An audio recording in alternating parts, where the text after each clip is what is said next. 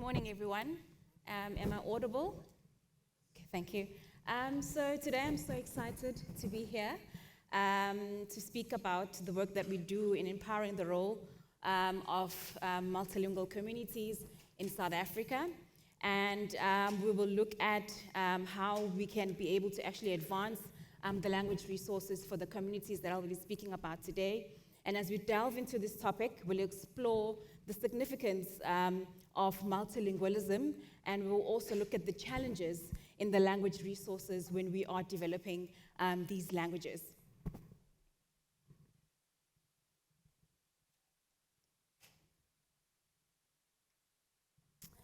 Okay, so looking at the South African approach to embracing and promoting multilingualism, it stands in contrast to other policies of many other African countries because they fear that allowing different languages and ethnicities can or would compromise their nation's unity. But with our case, we have a unique situation where we had 11 official languages, and just last year we passed on to have our 12th language, which was sign language. So we are able to express ourselves in many different ways in one country, and I think that is an advantage for us and a unique situation for us as a country to say that we are enabling or allowing the people in the country to be able to express themselves in the best way that they can possibly can. And so my passion for multilingualism actually stems from a desire to preserve, promote, as well as contribute to social cohesion and unity in the country. And in particular, my grandmother never got the opportunity to study in life due to circumstances when she was growing up in the country, and therefore all she knows to speak is isiZulu, and that is my home language. The language, if you think of the Great Shaka Zulu, that's the clan that I belong to, and that's the language that I speak at home. So for me to be able to study languages and be able to be involved in developing all the different languages in my country is actually a privilege to say that I am able to be one of the people to say we are not only going to be focusing on a sole language, which was English back in the day, but we are also allowing other people in the country to be able to express themselves in their mother tongue. So that's what the passion behind all of this comes from for me personally. And so there's this famous quote by the late Nelson Mandela, which reads, "If you talk to a man in a language he understands, that goes to his head. If you talk to him in his own language, that goes to his heart." With this quote, you already understand that when I'm speaking to an elderly person in a remote area or in South Africa, in the rural areas, if I come to them and speak to them in English, they will definitely never understand what I'm trying to say or what message I'm trying to bring across to them. But as soon as I relate and go a level lower and speak a language that they fully understand, they will be able to engage with me better because they will be understanding the concepts that I'm speaking about, and they will get to be understanding the message clearly and fuller than if I was only just conversing in a single language with them. Okay, so South Africa, as I mentioned, we are known for its diverse linguistic landscape with 12 official languages, and we have numerous other languages that are not official, but people do speak in different parts of the country. And this linguistics diversity is not just a matter of pride for me, it's also crucial for preserving cultural and cultural heritage rather, and also promoting identity, because if I know the language that I speak well, I'm able to identify myself within the clan that I belong to. So that is a pride of joy for me to say, yes, I am the isiZulu speaker, and the next person can probably say, I am an isiXhosa speaker, the language of the late Nelson Mandela. A lot of people will resonate to say, I belong with this clan and I belong with this particular culture, and that is how we are able to identify ourselves in the context of this linguistic diversity in the country.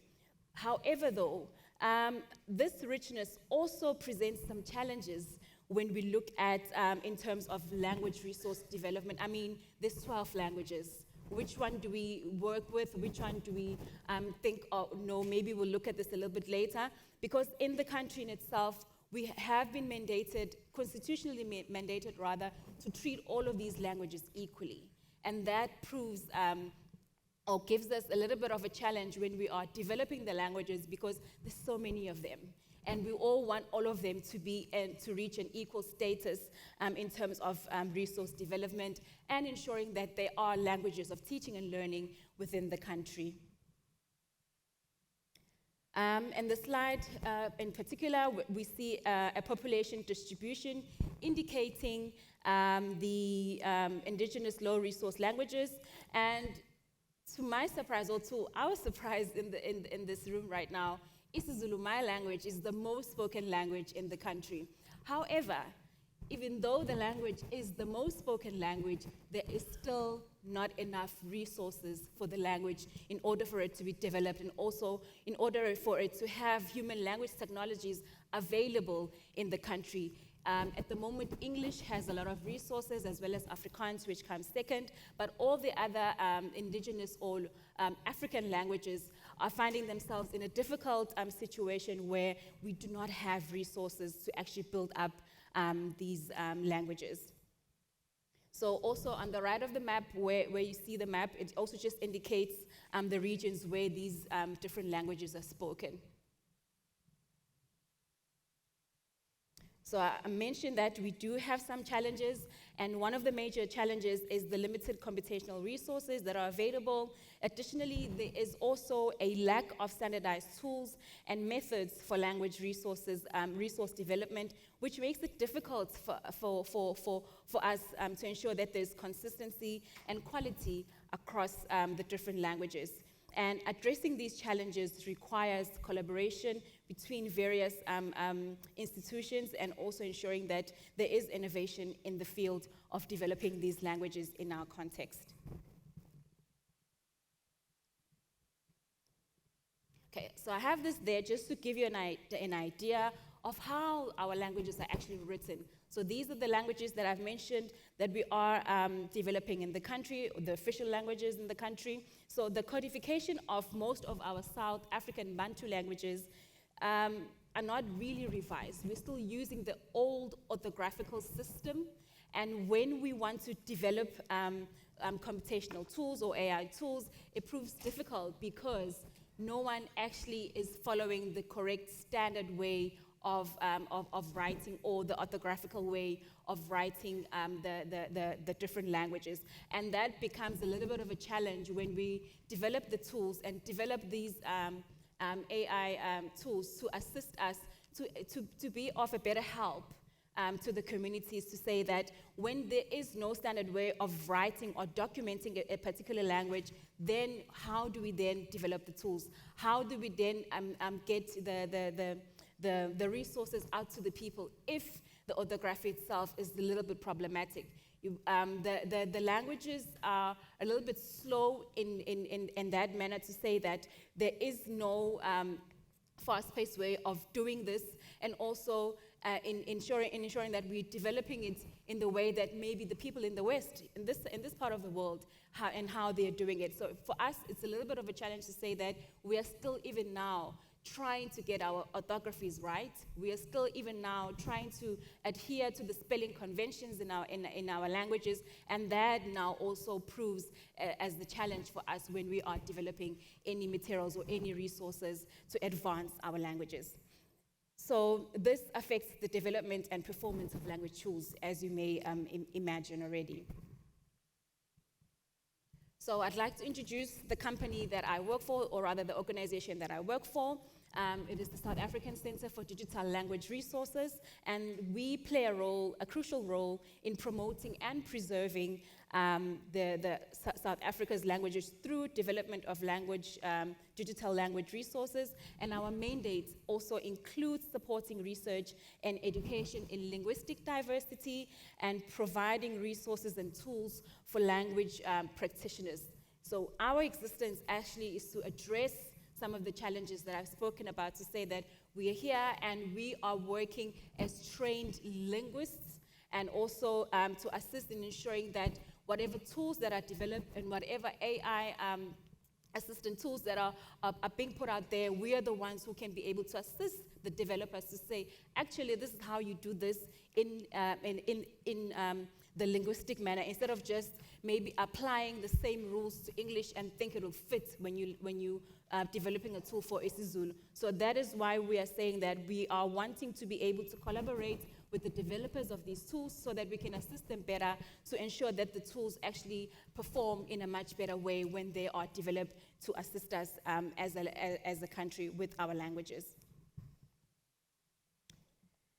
And so we are a multi-partner entity, so we do not do all of this work on our own. In the country, we have the assistance, or rather, we have linked nodes, and they are from various institutions as listed on the slide up there. They assist us with different specialization. We have the digitization node, which lies with the University of Pretoria, the text node, which is in the Northwest University, as well as the multilingual linguistic terminology node, which is focused on the University of South Africa itself, and well as other nodes, the child speech node, which is in the Stellenbosch University.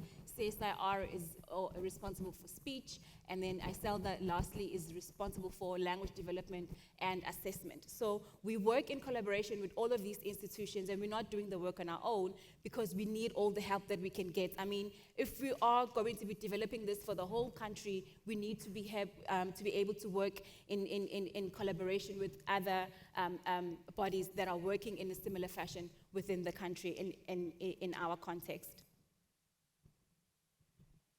So I would just like, as I mentioned, that we are a multilingual center. I would like to play a video that will also just sum up what I've spoken about now, so that you can get to hear firsthand the flair of being a multilingual center and hear the different languages that are spoken within our center. And funny enough is that we are still able to hear one another and understand each other, even though our languages are different in that way.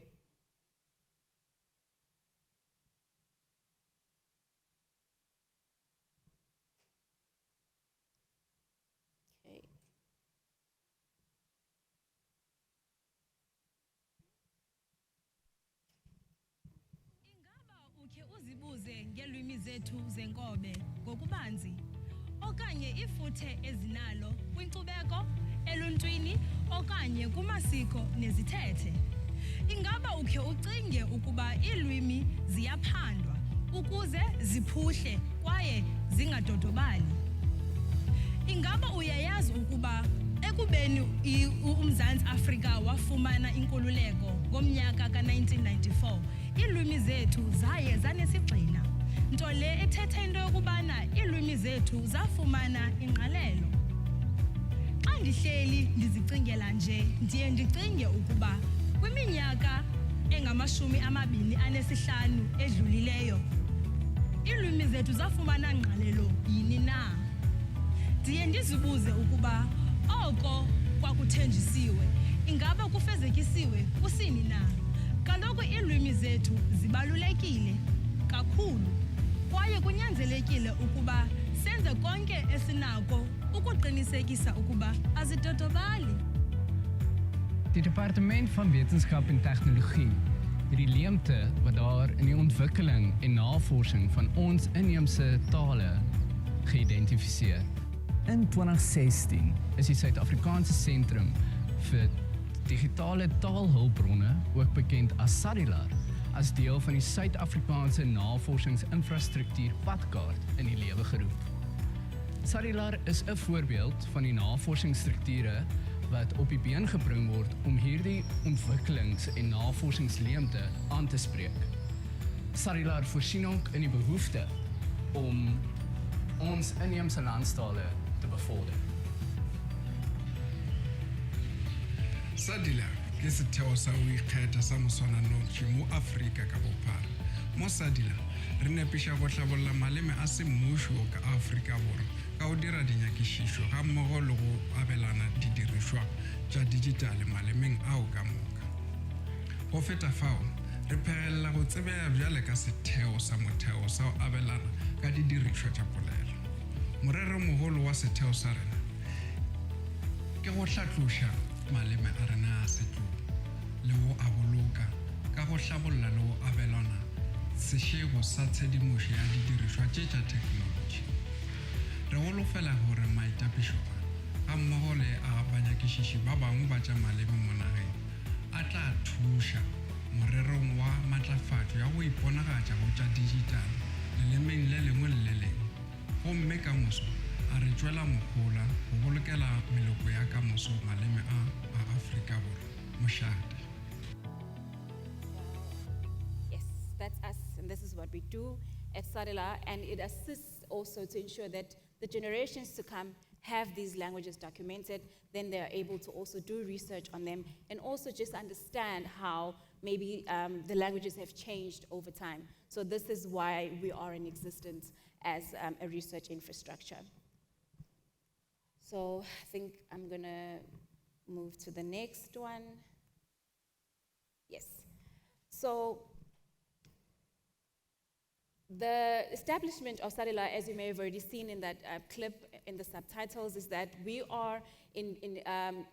were established to mark a significant step towards addressing the scarcity of resources for Indigenous languages, and we are funded by the government, which is the Department of Science and Innovation, which provides a crucial funding for our operations, and also the programs that we are focusing on are the digitization program as well as the digital humanities program, which are at the core of all of what we are doing as a research infrastructure. So just to show you some of the stuff that we have available in our repository as an impact to the community of South Africa, we are responsible for curating, development, distribution, as well as maintenance of the language resources. These are the available resources that we have in our SADiLaR repo. When you get the slides, you'll be able to click directly on those links so that you can be able to have access to them and see what we have. Maybe it can be useful to you. Maybe you'd be interested to look at what we have and what we offer as a research center.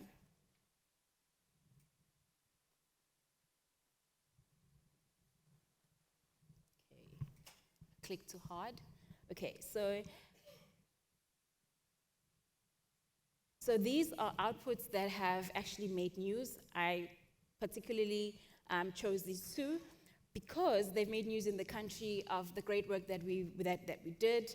On the person with the pen in hand, we have developed spell checkers for all the languages in the country, and actually it gave me personally a sense of relief because whenever I would type something out on Microsoft Word, it would always be underlined in red, all the time. Everything would just bleed red ink on it. So it was a little bit of a challenge to say that even when I'm reading text, I'm not sure if maybe I've overlooked an error as I've typed, because literally everything will be red.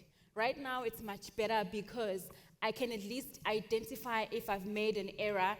Maybe a word or two would be underlined, and then the rest of the document will be at least no longer be bleeding red. So that is something that actually that has been a great help to a lot of language practitioners and people that are using Microsoft Word to type out documents in our language. And the second output or impact that we've had on the right, that brown cover there, is a dictionary of a language of the San people. So we currently have only one remaining speaker of the language, and we were able to actually develop a dictionary with her assistance, and that is actually great to say that even generations to come will be able to know that there was the language that actually existed and it was documented, and the name of the language is the Ngu language. And you will also be able to hear the speaker, the last remaining speaker of the language, speak about the impact that this project actually had on her and her community. So looking at collaborations and partnerships that we've had as a center, the Department of Higher Education passed out an implementation of the new language policy to assist and include students to epistemological access in the content that they're receiving in classrooms. We have a lot of students that come from very rural areas in the country that have little to no knowledge of English at all. And then when they get to university, they are being taught in English. And that proves to be a challenge to them.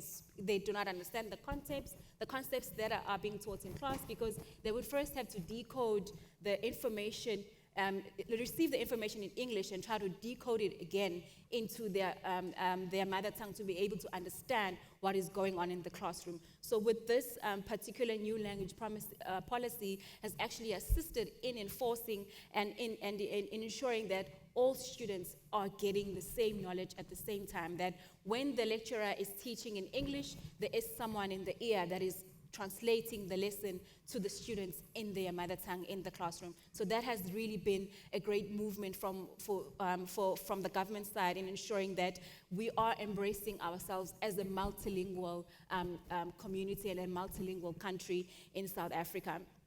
And then the second collaboration partnerships we've had is between ourselves, Wikipedia South Africa, that is, and the Pan-South African Language Board, in ensuring that to encourage language communities to actively contribute content to the free encyclopedia. And also this project in itself is aimed at promoting all of South Africa's indigenous languages in ensuring that they do have an online presence.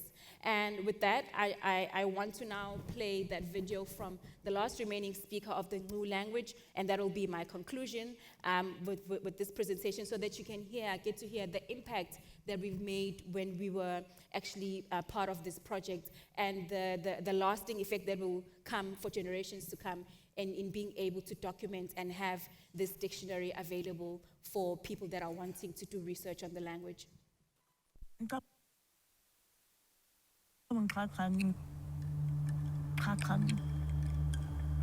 Eu acho que treino isso. Não.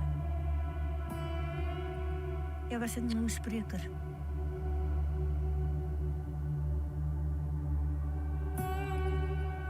Mijn mensen had vreselijk uitgesterven, maar die taal gepraat had. Zo gesterven had ons later net puur geworden. Dat is die slechte ding gemaakt had dat die taal doodgegaan is. Maar ik praat mijn taal. En ik wil mensen leren.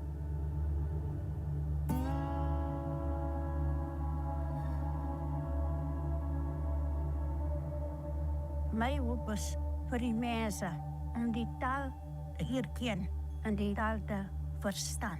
En hulle met hom praat, hulle met hom hoor en praat en luisteren.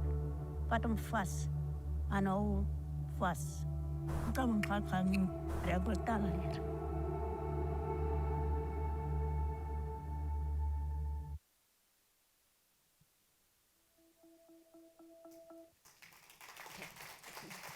Thank you.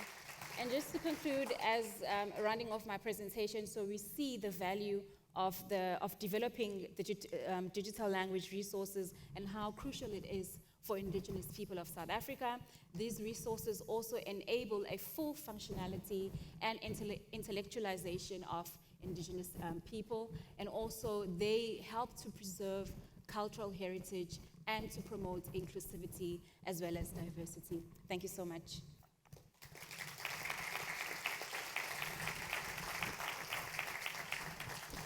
Up next, we have Rooweither Mabuya.